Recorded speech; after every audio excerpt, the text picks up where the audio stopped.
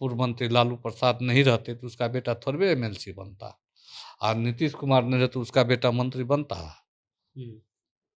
अरे फील्ड में लड़ के आवे तब ना, बेटा को लड़ के जिता करके तब मंत्री बनावे ना। लेकिन सर 4 विधायक तो हैं ना उनके।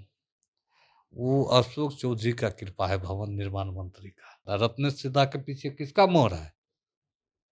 कर्म का। जो आपको मैंने बताए, संघर्ष ही जीवन है, हम संघर्ष करके सारी कहानी बताए।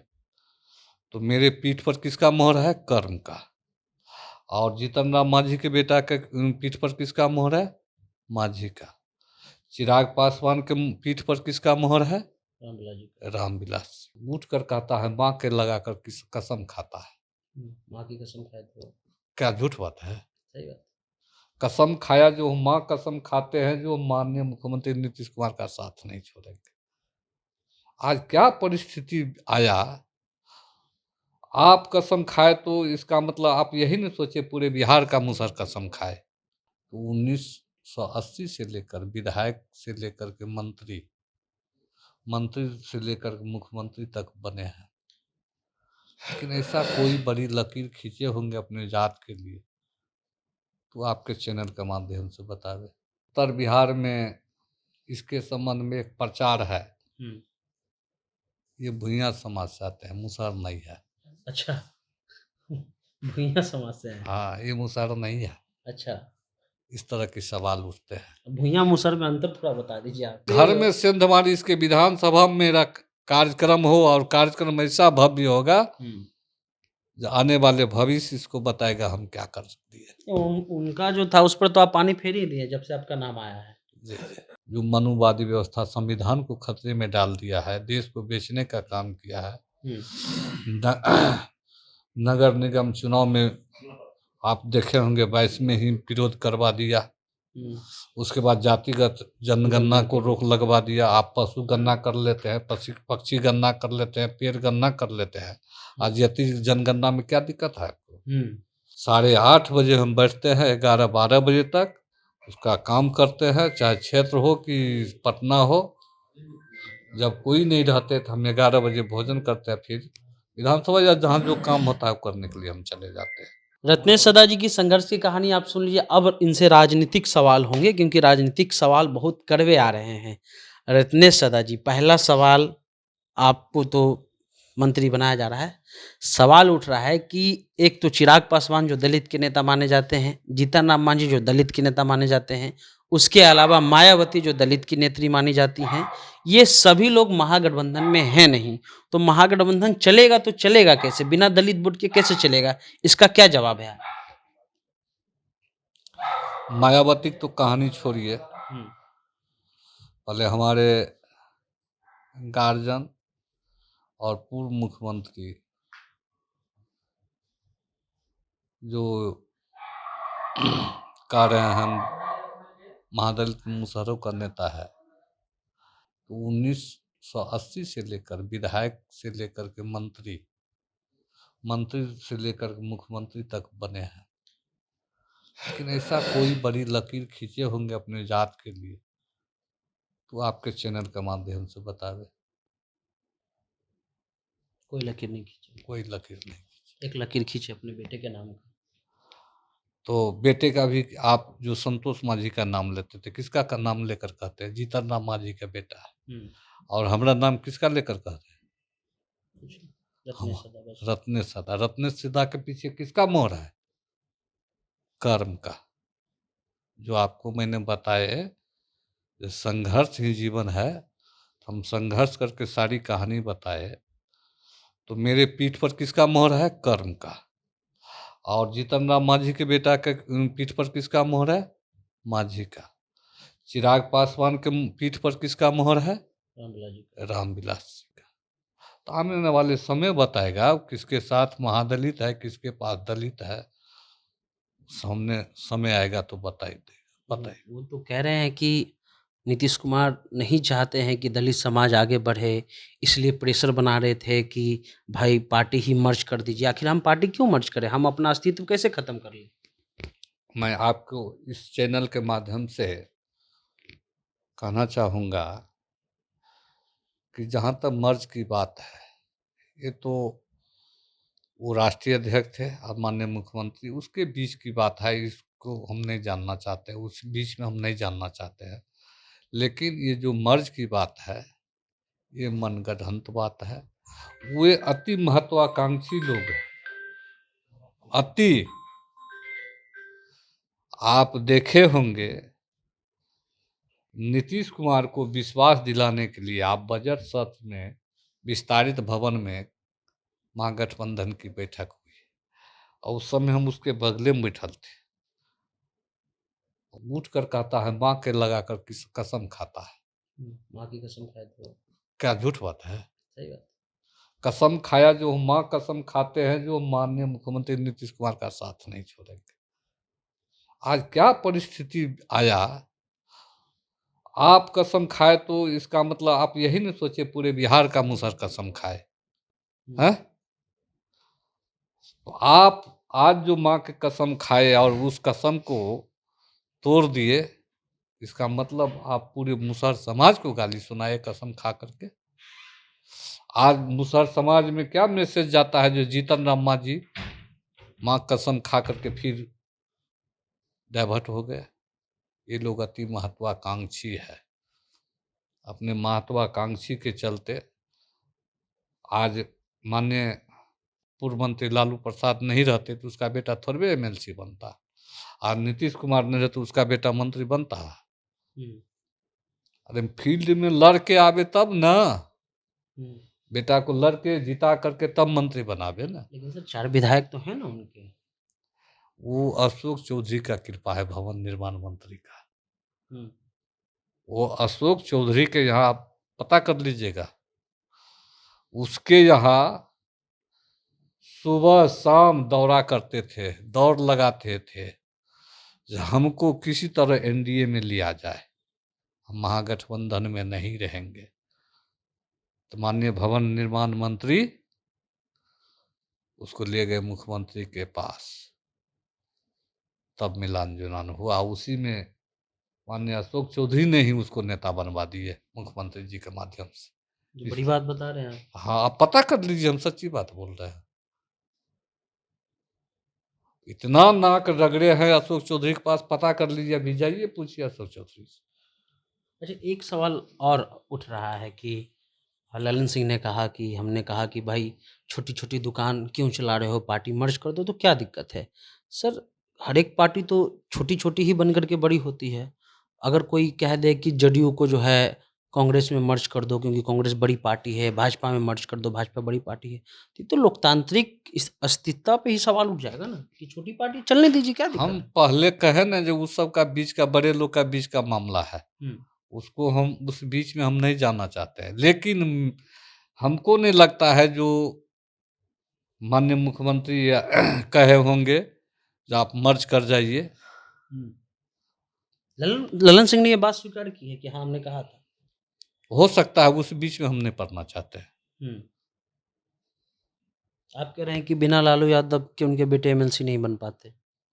सही बात है। अच्छा, एक चीज़ और उन पर अब सवाल उठ रहा है मांझी जी पर कि कुछ दिन पहले उन्होंने श्री राम के बारे में कुछ बोल दिया था, तो बीजेपी के एक नेता ने कहा कि उनकी हम जीप काट देंगे और फिर वो बीजेपी की तरफ ही जाएँगे, क्योंकि अगर महागठबंधन में नहीं है तो एनडीए में ही जाएँगे। तो उस पर आपका क्या कहना है? हम एक बात और कहना चाहें, मुख्यमंत्री जिस समय बने हुए थे उन्होंने कहा डॉक्टर को हाथ काट लेंगे। मालूम है ना आपको? 13 में। हाँ, जितने अफसर का परिवार है वो गड़बड़ है। क्या गलत है? जब मुख्यमंत्री बिहार के राजा बन करके राजा का ही भाषा ऐसा हो, तब सोचिए उसको क्या से क्या उम्मीद किया जाए। ये जो बयान आया था कि हम जीतन राम मांझी का जीप काट लेंगे, उन्होंने राम के बारे में बीजेपी के एक नेता ने कहा था, फिर उसी बीजेपी के पास वो जा रहे हैं। इस पर आपकी क्या टिप्पणी है? उसका अपना व्यक्तिगत राय होगा। जहाँ बार बार जाने से अपमानित होता है और पुनः जा रहे हैं, तो महत्वाकांक्षी जो है उसको जो सब्ज बाग दिखाया जा रहा होगा, जो 5 सीट दे देंगे। गवर्नर की बात चल रही है, गवर्नर और गया। सुनिए मेरी बात को, गवर्नर की बात मैं पहले नहीं कहूँगा। हुँ, उसको सब्ज बाग दिखाया जाता होगा बीजेपी के द्वारा, हुँ, वो जुमलेबाज के द्वारा, हुँ, जो हम आपको 6 सीट देंगे, उसका चुनाव खर्च मैं ही दूंगा, हुँ, और तब उसके बाद आपके बेटा को कैबिनेट मंत्री बनाएंगे, ये झांसा में लाते होंगे, और उसके बाद आपको राज्यपाल बना देंगे। हुँ, यही अति महत्वाकांक्षी के चलते उन्होंने समाज को धोखा देते हुए, जो क्रिया खाए कसम खाए, हुँ। उस कसम को तोड़ करके समाज को धोखा देते हुए जा रहे हैं उधर। अच्छा, एक और सवाल कि मांझी जी का जो पार्टी है, वो गया के आसपास का ही क्षेत्र में सीमित है। चाहे वो टिकारी हो गया, चाहे उनका इमामगंज हो गया या जमुई का एक विधानसभा। उत्तर बिहार जिधर से आप लोग आ रहे हैं या गंगा ऊपर बिहार, उधर भी मांझी के नेता मांझी जी ही हैं या वहाँ अलग-अलग नेता हैं? क्योंकि ये सवाल उठ रहा है कि पत्रकार कह रहे हैं कि मुशहरों का सारा नेता जो है वोट मांझी जी ट्रांसफ़र नहीं करवाते हैं। हाँ, गया का ज़रूर उनका आधार है। उत्तर बिहार की जहाँ तक सवाल है, हुँ, उत्तर बिहार में इसके संबंध में एक प्रचार है, हुँ। ये भूइयाँ समाज से आते हैं, मुसहर नहीं है। अच्छा। भुइयाँ समाज से हैं। हाँ, ये मुसहर नहीं है। अच्छा, इस तरह के सवाल उठते हैं। भुइयाँ मुसहर में अंतर थोड़ा बता दीजिए आप? अब जो हो इसके संबंध में हम नहीं जाएंगे, लेकिन उधर ये प्रचार है, हुँ, असली मुसहर ये नहीं है। नकली मुसहर है। हाँ, इस तरह के प्रचार है, हुँ, और उत्तर बिहार में इसको मानने वाला कोई नहीं है। अच्छा। वो चाहे बेगूसराय हो, कि सहरसा हो, कि खगड़िया हो, कि सुपौल हो, कि मधेपुरा हो, कि पूर्णिया हो, कि अररिया हो, हुँ, कि मधुबनी हो, कि दरभंगा हो, कि आपको यहाँ मुजफ्फरपुर समस्तीपुर की बात में गंगा के सटे हुए हाजीपुर तक की भी बात कर रहा हूँ। हाँ। देखिए उतार करके कैठो मुसहर इसको वोट देता है। हम लोग है दीना भद्री सबरी को मानने वाले, हुँ, ये है तुलसी बीर को मानने वाले। अच्छा है, उसमें भी मतलब हाँ, भेद है, वो भेद है। सामाजिक भेद है। अच्छा, इसको उत्तर बिहार में कहीं दाल गलने वाला नहीं है। 10 और अच्छा, कोशिश करेंगे, जो दायित्व मिलने जा रहा है, हाँ, तो कोशिश करेंगे इसके घर में भी सेंधमारी मैं करूं। अच्छा। अच्छा मतलब विधायक तो रहिएगा क्या? नहीं नहीं, विधायक नहीं, घर में सेंधमारी काटते घर में सेंधमारी, इसके विधानसभा में मेरा कार्यक्रम हो, और कार्यक्रम ऐसा भव्य होगा, हुँ, जो आने वाले भविष्य इसको बताएगा हम क्या कर सकती है। उनका जो था उस पर तो आप पानी फेर ही दिए जब से आपका नाम आया है। जी जी 10, 15 और 20 तीनों चुनाव आप जीते हैं। जी। मतलब मुर्गा-उर्गा भी बाँटना पड़ा है क्या? आय, क्योंकि कहा जाता है कि मुर्गा-उर्गा भी मुर्गा का नाम काहे लेते हैं। हाँ, हमने जब से विधायक, वैसे तो हम 400 रुपये का विधायक है, अच्छा, और 12 रुपये में 3 रोज तक 3 सिंघाड़ा खा करके दिल्ली में हम माननीय पूर्व राष्ट्रीय अध्यक्ष शरद जी के यहाँ बैठे हुए थे, और मेरा कुल पूंजी था 400 रुपये। 198 की 92 रुपया इधर से लगा था, 192 रुपया वो 3 सिंघाड़ा खा करके आए थे। और पटना में जब आए तो उसी समय हमको मुख्यमंत्री का फोन आया, कहाँ हो रत्नेश, चले आना 3:30 बजे आवास। सिंबल मिला। हम्म। और जाकर जब सिंबल मिला, तो हम माननीय मुख्यमंत्री, अब उस समय तत्कालीन विधानसभा अध्यक्ष उदय नारायण चौधरी थे, दोनों आदमी बैठे हुए थे। हम टिकट उनको दे दिए, कहे अब हम जीत गए, हुँ, हमारे पास पूंजी नहीं है। हुँ, उसी समय कहे हम हैं, जाओ तो लड़ो। अच्छा। अब क्या। ये अभी जब खबर आई, लेटर भी अब तो निकल गया है, तो मतलब सुन के आपको कैसा लगा? परिवार में पता चल गया पूरा जगह से तो न्यूज़ पे पता आज आज हम जब किए, हुँ, अब चिट्ठी मिल गई है, और क्या कहते हैं, 16 तारीख को 10:30 बजे राज्यपाल भवन में शपथ ग्रहण है। लेकिन कल से आज 10 बजे तक हम किसी को ओके नहीं किए थे। अच्छा, जब तक लेटर नहीं मिल गया तब हाँ, तक सुबह में आनंद अमृत राज जी आए थे। हुँ, हम कहे भाई आपको बहुत बहुत धन्यवाद, आप मेरे दरवाजे पर आए। हुँ, तो यही शपथ ग्रहण के बारे में पूछा, हम क्या अभी कुछ नहीं बोल सकते हैं। आपको जो बेट लेना है ले लीजिए, लेकिन अभी हम नहीं कुछ बोलेंगे जब तक कि हमको हथियार साथ में नहीं आ जाता है। आज 11 बजे बुलाए और लेटर दिए, तब बोल रहे आपके पास आपके चैनल के माध्यम से जो हमको 16 तारीख को 10:30 बजे शपथ ग्रहण है राज्यपाल भवन। लेकिन सदा जी, चुनौतियाँ भी बहुत बड़ी हैं। एससी एसटी कम्युनिटी वो है, हर लेवल पर उसका शोषण हो रहा है। अभी एक सरकार पर ही सवाल उठा कि सरकार ने एससी एसटी का स्कॉलरशिप बंद कर दिया। उसके अलावा आए दिन खबर आती है कि किसी को मंदिर में नहीं जाने दिया जा रहा है। 1 सप्ताह पहले मंदिर में जाने पर रोक मारा गया औरंगाबाद में। ऐसी खबरें आती हैं, इसको कैसे हैंडल कीजिएगा? तो ये कौन करता है? तो दबंग छवि के लोग करते हैं। और वो किसके अथी से जुड़े हुए हैं। किससे जुड़े हुए हैं? तो आप इससे अनुमान लगा सकते हैं। उससे लड़िएगा कैसे? लड़ने की सवाल नहीं है, उसको शांति, मैं जो कहूँगा शांति और वोट के माध्यम से लड़ेंगे। और सभी पूरे बिहार के जो भी कम्युनिटी के लोग हैं, मुसहर समाज में जो भी लोग हैं, मेरा जो व्यक्तिगत राय है, जो मनुवादी व्यवस्था संविधान को खतरे में डाल दिया है, देश को बेचने का काम किया है। नगर निगम चुनाव में आप देखे होंगे 22 में ही विरोध करवा दिया। उसके बाद जातिगत जनगणना को रोक लगवा दिया। आप पशु गणना कर लेते हैं, पक्षी गणना कर लेते हैं, पेड़ गणना कर लेते हैं। आज जाति जनगणना में क्या दिक्कत है आपको? इससे पूरे बिहार में जितने भी गरीब लोग हैं, जितने भी उस समाज के लोग हैं, पिछड़ा अति पिछड़ा, दलित महादलित, काफ़ी रोष है। और उसको पता चल जाएगा 2024 में सरलाहा चावल जो देते हैं 5 किलो, इससे काम तम चलने वाला नहीं है। 15 लाख का सब्जी बाग दिखा करके पूरे देश के नौजवानों को, पूरे देश के किसानों को आपने ठगने का काम किया।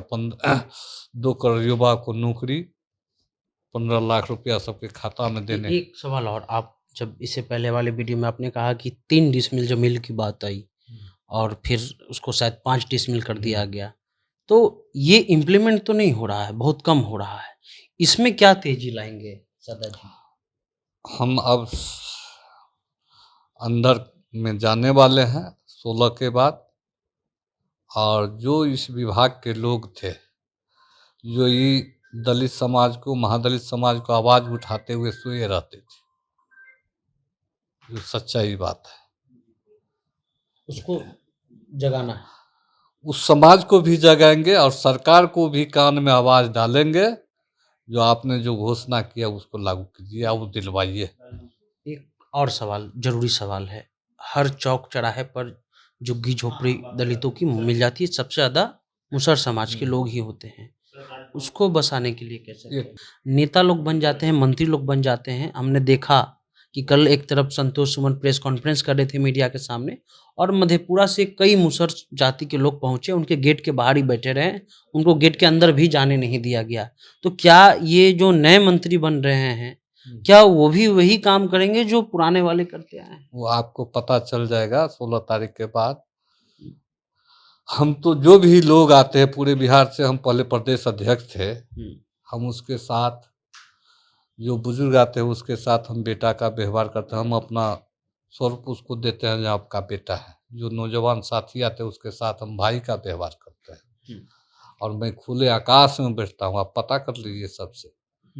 और वही व्यवहार, वही सिलसिला मेरा जारी रहेगा, चाहे हम बड़ा से बड़ा आदमी क्यों नहीं बन जाएंगे। जहाँ हम जो नियम है मेरा, उस नियम को हर हमेशा पालन करेंगे। 8:30 बजे हम बैठते हैं, 11-12 बजे तक उसका काम करते हैं, चाहे क्षेत्र हो कि पटना हो। जब कोई नहीं रहते तो हम 11 बजे भोजन करते हैं, फिर विधानसभा या जहाँ जो काम होता है वो करने के लिए हम चले जाते हैं। चलिए, तो रामवृक्ष सॉरी माफ़ी चाहेंगे, रत्नेश सदा जी हैं, और कहना है इनको कि हमारे घर के बाहर कोई बैठेगा नहीं, अगर हम रहेंगे तो उनको घर में ज़रूर बुलाएंगे। और उसके अलावा जो समस्याएं हैं दलित कम्युनिटी की, खास करके मुसहर जाति की, चौक चौराहे पर उनकी जो बस्तियां हैं, कोई पूछने वाला नहीं होता है।